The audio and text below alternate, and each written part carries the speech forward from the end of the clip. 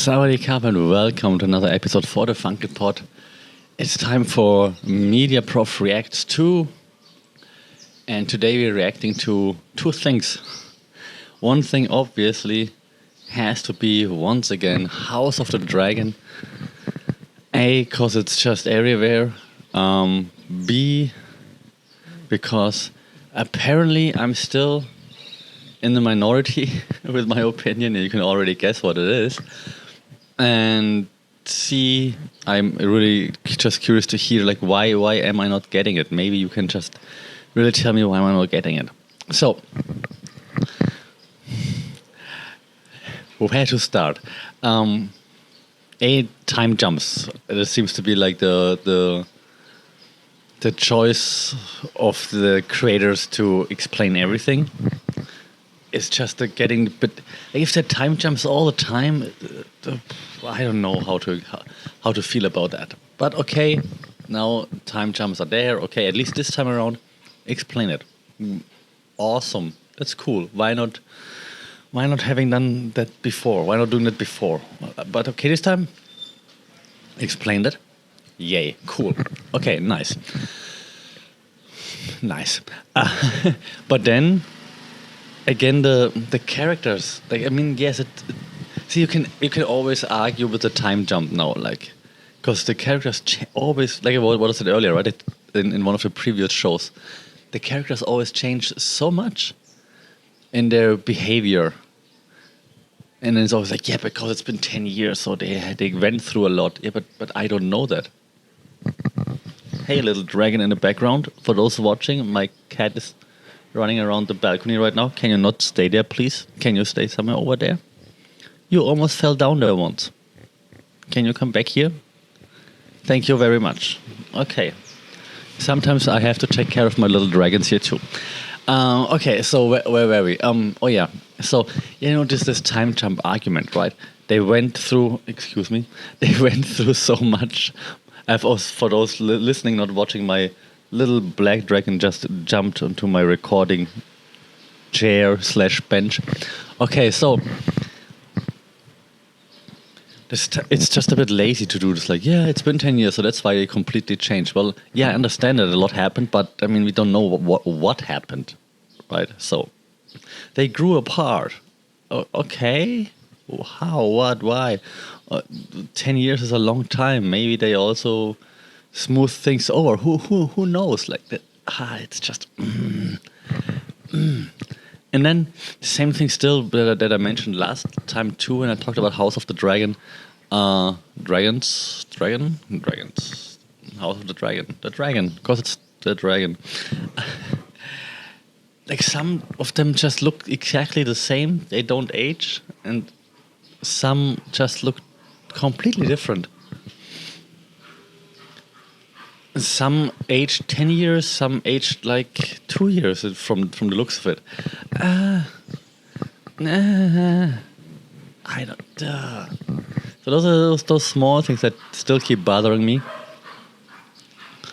I do like that the action seems to be picking up eventually now. But I also have to admit that the first thing I do after I watch House of the Dragon is then watching a breakdown by either the channels I mentioned before, either by Alt-Shift-X or Emergency Awesome, because they just make sense of everything and they break it down, and that's really awesome. But shouldn't I be able to enjoy the show without such a breakdown afterwards? The breakdown shouldn't it just be for nerds, and no offense, because I've been watching them for Game of Thrones too, so. It's not meant in an offensive way, but shouldn't it be an extra thing that I watch if I want to, not one thing that I have to watch to understand the show? And that's what it just keeps bothering. And as you can see, I talk about it now way more than I plan to, because I really want to get into it and I want to understand it and I want to be like, yeah, cool, dragons. By the way, not that many dragons just yet in House of the Dragon. But I understand that they are the dragons. That was a joke, right? But still, I want to get into it. But it's been 8 episodes now, and I'm still not into it. how slow can you build? And yes, I know Game of Thrones also builds slowly, but and then the big wow ending in season 1. Yes, okay, get it. But there was more happening in between, and I don't know. Maybe it was that it was something unique with Game of Thrones. We haven't seen it before. Now you're like, I know how this is gonna end out. I know they're all gonna die. So just give it to me. Maybe that's also part of it. Maybe that's why people, the audience, we are less patient. I have to say though, I left one critical social media comment. It was even just a throwaway line on like one of the BBC posts where they posted about like last week's episode that people complained about that it was too dark, and my comment was, "That's what you're complaining about?" And I got so many hate replies and even messages on my IG profile. It's at HA Sasha, by the way. I got so many hate. Yeah, so much hate. So apparently the House of the Dragon fan base is already very loyal. So good on them for having that loyal fan base, I guess. Mm-hmm.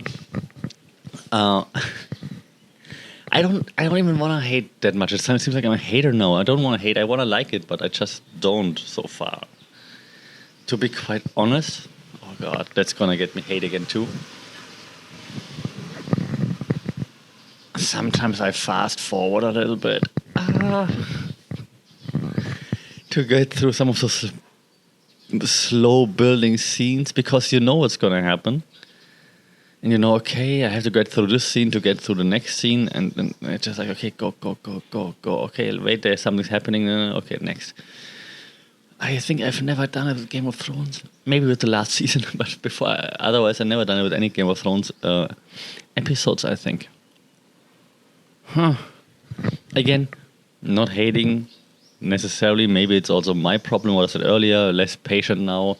Seen Game of Thrones and know how they're building up stuff, know that we have to go through this to go to that, and hence, like, I know it's just a build up, just give me the action now, let's do it. So maybe that's also why I have less patience there right now. Again, very happy to hear from fans out there, House of the Dragon fans. Do you like it? Don't you like it? I mean, if you're fans, you probably like it, but let me know, like, what am I missing? Yeah, maybe without hate in your voice, unlike those social media people that like commented there and sent me DMs that I suck and your life sucks. What? But if you can explain to me what I'm missing, maybe then I'll be, I don't know, able to understand it moving forward. Maybe I have the wrong attitude towards it or something. Let me know. Again, in a polite way, that would be nice. Then I will also make sure to reply to you. No problem. Okay. All right. So that's enough House of the Dragon talk for right now, for this week, I think. According to Emergency Awesome, the Dance of the Dragon is going to start with the next episode. So maybe then we see more action. Yes. So maybe then I'm going to be like all excited. So let's wait and see. Okay, that's one thing that I wanted to react to today. And in the next part of the Media Prof reacts to something differently. Not only House of the Dragon, even though that's one of the bigger shows that we've been watching all the time, of course, but it's not the only show that we've been watching, obviously. And so the next thing that I react to is WWE, too many W's, WWE Extreme Rules. Yes. So, this is also, of course, part of the Wrestling Wednesday here in the Funky Pod. So let's break it down. Break it down like the walls of Jericho. Yeah, you see, I know my references. So, for those who follow the Wrestling Wednesday here a little bit on the channel, you know that I haven't been the biggest fan of WWE for a while now. But of course, we all know now Triple H took over from Vince McMahon. Things are getting better. Ooh, everything is awesome. Not everything is awesome just yet, but things are getting better. Yay, cool. Okay, so then also then the bringing in Daniel Cormier as a special guest referee for one of the fights, one of the matches was of course intriguing because I'm a big MMA fan, as you maybe also know. So I was like, okay, let's watch it again, and rave. The reviews were great before I watched it, so I'm like, okay, let's watch it. So then intro. Extreme Rules starts off introduction, like intro video package, and just like the UFC, WWE is really good at that. Like really good. See, I'm not the biggest UFC. How do people call it? Shill, I think, not a native speaker. I think. So I like the UFC. I like to watch the fights, but I'm not the biggest fan of the company per se. But those video packages, those in UFC, the embeddeds are great. And now when it comes to the WWE, those intro packages, they're also great. Those behind the scenes videos, not always, but those intro packages where they set up the event are fantastic. In this case, if you haven't seen it, watch it. It's like a kid being like on a stage, and then the light just focuses on the kid's face a little bit, and then it's like a spelling bee competition. And like, okay, kid, your word is extreme, and then the kid is like, and it's the voice of Paul Heyman that does that, right? That gives the kid the word, and then the kid is like, okay, extreme. Can I get a definition? And then you hear Paul Heyman from the off being like, extreme, and his voice is getting more extreme, and it gives like definitions, and you see pictures or videos flashing from like other Extreme Rules matches, and then the kid is like, can I get it in a context? And then Paul Heyman gives some context with like more pictures or videos flashing from extreme events, and his voice gets more extreme, and then the kid is like, can you use it in a sentence? And then the sentence in Paul Heyman is like more extreme again, with all these videos flashing up, and the kid is like, one more time, the place of origin or something? And then Paul Heyman goes like, Philadelphia, because the event is in Philadelphia, and the crowd goes wild. So I'm getting goosebumps right now. That was a perfect intro, and Paul Heyman should just get all the money in the world for doing that, like for being able to make everything so much more awesome. And that's also the one thing that bothered me a little bit, and later down the road with that fight pit match. A fight pit match is a stupid name, but whatever. They go. See, they're great at like those video packages, but then at naming stuff, it's terrible. Also, the first match on the card was great, like from an action point of view, but it was like, I don't even know what it was, like a weird bar or whatever brawl match. It had a really stupid name. Good old whatever, and they always said this is a good old fashioned match, and then they said like this phrase the whole time, like Vince McMahon style. Always use the same phrase, good old fashioned brawl, good old fashioned. So annoying. WWE is so annoying. It's like, don't treat your audience like they're stupid. And then later down the road, like the intro package for the fight pit match between Seth Rollins and Matt Riddle was like stylized like a real fight, and with Daniel Cormier as the referee, like MMA legend, double champion, Hall of Famer.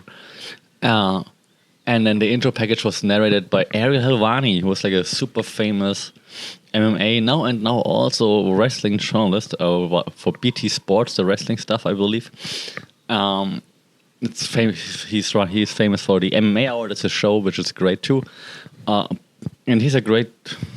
Well, you can debate it, but he's a famous MMA journalist. And he knows his stuff about wrestling for sure. Like, he's a big wrestling nerd, which I appreciate. But he just doesn't have the voice to narrate videos. It's not cool. They tried it like in a Paul Heyman kind of style, like the writing, I feel, it was like very Paul Heyman style. But Ariel Helwani just doesn't have the voice to do it. And that's not hating, it's just my impression. So I appreciate Ariel Helwani for what he does, the interviews and so on. That's all super cool. I don't think he's got the voice to narrate stuff. Like, I wouldn't have the voice to narrate stuff. You need a Paul Heyman kind of person to do this, or like the person who usually does it for WWE is like a deep voice that tells it. That's cool, but that didn't really work for me. Okay. Other than that, though, production-wise, and like again, that's what I'm trying to focus on, and storytelling-wise, of course, because storytelling also a big part here for what I do in my daily life here at work. So storytelling-wise, most things did make sense, which I appreciate. So they set up the fights before, which was cool. So they attacked each other the week before on SmackDown, on Raw, and so on. So then it would pay off here. Made sense. First match, for example, you had like those UK brawlers like Sheamus and Butch. Triple H needs to give him his name back, man. It's his previous name, because Butch is just a stupid name. So you had those guys, and then you had Imperium, which I obviously like because I'm from Germany. But at least they're selling their like Imperium, like their faction, like really well. I also like how the one dude, I think that's the Ludwig Kaiser, great name. Like really exaggerated with the German sounding names, and it's also great that he's like Austrian, German, and Italian. Awesome, appreciate it. He always puts his hands behind his back, like he's in the military before he jumps from somewhere or something. It was just really, just a nice touch, I think. So they did a great job with like booking the match, obviously. Well, then in the end, taking Gunther out, like the big guy, and then just pinning make sense, of course. But it was obvious because the Imperium won the match the night before on SmackDown, so then you're gonna give it to the others the day after. That's just WWE style booking, unfortunately. So that was predictable, but still a great match. And how they sell it, storytelling wise, and how they stick to the roles is just great. So I appreciate it. I'm not gonna go through every match right now, but like this, but just to let you know like what I'm looking at. Right, does the storytelling also make sense? I'm still not a big fan of Bianca Belair and Bayley, for example, and they've been fighting forever now with each other. Not a big fan because I don't like Bianca Belair's. I don't like the hair. there I said it. No, I don't like her mic skills aren't that great, but sure she's gonna grow into it eventually, I think. But right now it's just, I think she needs a bit more training there, a bit more exposure. She needs to do it more often, I guess. Just right. I guess that's how you learn it. And Bayley's just still also like, she says the right things, but I just don't buy it. Maybe it's just because we've been exposed to that Bayley character, that Haki character for so long back then. It's just hard to take anything serious now that she's saying. Liv Morgan and Ronda Rousey was also surprisingly okay. But Liv Morgan is just, she wants to do more than she's not capable of doing. I think she's capable of doing a lot, but that she can do like really well, I think. Like going extreme, like she wants to do it. You can see that she's really into it, of course, and it's great. But the way she swings a baseball bat, for example, it's like, that's not how you swing a baseball bat. Like when she went with the baseball bat after Ronda Rousey, it looked terrible. Like if someone swings a baseball bat at you and hits you, you're supposed to feel it. But she was just like, so that needs to. Also, the same thing when she then had a chair in her hands, and then like just. And Ronda Rousey was just walking away from it. So, I mean, also not a great job by Ronda Rousey selling it, of course. But I guess that was the plan, more or less. So that was just not great. Other than that, her taking like all the punishment and passing out, storytelling wise, she's like, okay, she can say like, I didn't tap, you didn't pin me, I passed out, so I didn't give up, and then say the B word or something. It was a bit weird that she was smiling when she was passing out, because and Corey Graves on commentary really drove that home. So maybe she's gonna be like, yeah, I'm so tough or something. It might be the angle later down the road. Let's see about that. Commentary, by the way. I mean, I do miss Pat McAfee. Pat McAfee, we miss you. But Michael Cole still has the same energy that he had with Pat McAfee. Like he's enjoying himself now, which is nice. So you can see, like, since Vince McMahon is gone, Michael Cole is having fun again, which is great. He's going nuts when he's supposed to go nuts. It's just great. It's nice to see Michael Cole having fun again. Whoa, this is an episode where I'm not hating on Michael Cole. Oh my god, it's cool. Yeah, it's awesome. So that's great. Corey Graves, a bit annoying at times, but okay. I mean, that's also his role, of course. So that's all good. Let's see how those commentary teams pan out now. I mean, don't want to hate before they had a chance to actually do something, right? All right. Other than that, the fight pit match, again, I wasn't the biggest fan because they started like MMA style, kind of, right? I mean, with Daniel Cormier as referee, and throwing kicks and stuff, but only Riddle threw kicks because he's the former MMA fighter, and Rollins was like, and then was throwing some air punches. And then again, I'm a hater because maybe it's because I actually, pardon me, grew up with Extreme Rules matches with the Hardys and stuff like this, the Hardy Boys and so on. Team Extreme. But then even that almost fight ending move from Riddle, the flop from the top of the fight pit, from the platform down onto Rollins, didn't look that impressive, to be honest. Like Jeff Hardy would have done a swanton bomb from up there, and Riddle is just like, flop on my back. It definitely hurts for real, I know, but it just didn't look as impressive. Visuals matter, right? When you tell a story, it was just like, didn't look that cool, bro. Because he's the bro. You gotta find a better high flying finishing move or something. Because that doesn't just, the floating bro doesn't look great. It's a bit like the coffin drop by Darby Allin. It's like, you just fall with your back on people. Why don't they just move away, for example? At least if you just run forward with a forward, with a somersault or something, then you're like, okay, you're too fast for them to run away. But like this, just dropping with your back, I'm not a fan. What I was a fan of though was like some of the moments when Rollins went for a stomp and Riddle avoided it and then just turned it into an RKO, for example. Like that's just cool that he keeps using the RKO due to his time with Randy Orton. Storytelling matters. I like it. That's great. So that's my takeaway from that. Also, what storytelling wise, Edge. You can give Edge any kind of story and he makes it work, which is just great. He did in the intro package to his match with Finn Balor. He's like, well, I created them. I wanted to give them a chance because they were underutilized, but then they turned on me. They thought they learned everything. Now it's time for me to destroy them. That was great. So he can make sense of everything. You're like, why did they break them up? And now he's fighting them after like just a few weeks.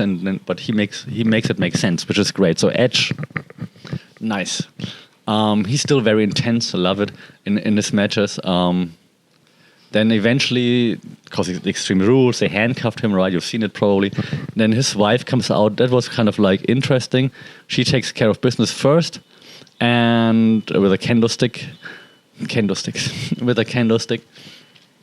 then unleashes him, basically unties him, uncuffs him, and then he just hits like spear, like, oh yeah, now yes, Edge, and then they take out Beth Phoenix. Rhea Ripley takes her out, and then of course you already know what's going to happen. You know, as soon as she stepped in, I thought like she's going to be the reason why he has to quit, and of course that's how it ends, because of course he wouldn't quit when. Due to the punishment that he has to observe, he quits when Rhea Ripley threatens to hit a chair on his wife, and then he's like, yeah, okay, I quit, and then he crawls over to her and consoles her and stuff like this. Nah. I understand that. Bit stupid though, because your goal as the opponent is to make the other person quit due to the harm that you inflict to that person, not via shenanigans and saying like, you said I quit, because what does that do? It doesn't do anything. You said you quit. It's like, yeah, because you threatened to kill my wife, you asshole. Like, it's not because you hurt me too much. Like, I'm still here. Like, you see what I'm saying? Like, so that's the one part that I don't really like storytelling wise. The Miz, of course, the only person that can make sense out of or make comedy bits look kind of real. Like, as soon as Miz walked into the building, I was like, and yeah, I know I said it the second time now, but it was obvious that he's there for the comedic relief again, of course. Like, and he's just so great at that. Like, he can be serious and then can get beaten up by the Philly mascot, for example. Right? So that's just the Miz, pun intended, is just awesome. He can sell everything. That's fantastic. I really hope that before it's all said and done, that he gets like another big push as like a heel champion to some extent. He's great. The Miz is awesome. Yeah. So overall, I did like most of the stories that were building up and how they incorporated them and how they called back to them during the matches. Also, for example, and I apologize for jumping back and forth. Also, in the Riddle Rollins match, where they like called back a few previous matches, and then that how Rollins was in the head of Riddle many times. So that was great. So I appreciate that. It seems like they're caring a little bit more about storytelling now these days. Maybe it's just because I haven't watched the all of the pay-per-views in a while. Like this one, actually, I watched everything for the first time in a long time without fast forwarding what I do in other shows sometimes. So overall, good experience. Storytelling works. The production was great. The few things that I didn't like, I mentioned it already, like a bit more coherent stories or coherent character developments would be cool. Other than that, quite happy with Extreme Rules. So let me know what you think. How did you enjoy Extreme Rules? I also like that all of the matches were to some extent extreme this time around, because sometimes before, like at Extreme Rules, then we had like one Extreme Rules match or something like this. So now lots of stuff was extreme. I just wish we would see Paul Heyman more often again. And yeah, okay, let me get some hate at the end of this thing. I'm tired of Roman Reigns. I mean, it makes sense. The bloodline and Sami Zayn is, of course, great, and it's awesome. And it's the one thing that really keeps me invested now. But other than that, I miss Paul Heyman with CM Punk. I miss Paul Heyman with Brock Lesnar. I miss Paul Heyman, like, not just being that, yes, my leader, my tribal chief. I miss the other Paul Heyman. I hope we can see him again soon. All right, that's it for right now. Let me know how you enjoyed Extreme Rules. Let me know how you enjoyed House of the Dragon. This time I combine everything due to some time constraints this week. So let me know how you like this. What other shows are you watching right now? What should we talk about? I'm about to finish, I hate to admit it, Dynasty. Because you need some relief sometimes, right? And maybe going then afterwards into the Bling Empire season 2 or something. Let's see. Let's see how I feel. Let me know what you're watching right now, what you're consuming. As always, like, share, subscribe, rate this podcast. That would be really, really helpful. Don't forget to, for the Wrestling Wednesday people, kick out at 2. That's important, of course. Other than that, take care, stay safe, and we'll talk and hopefully also see each other rather soon. Sawadee Cup.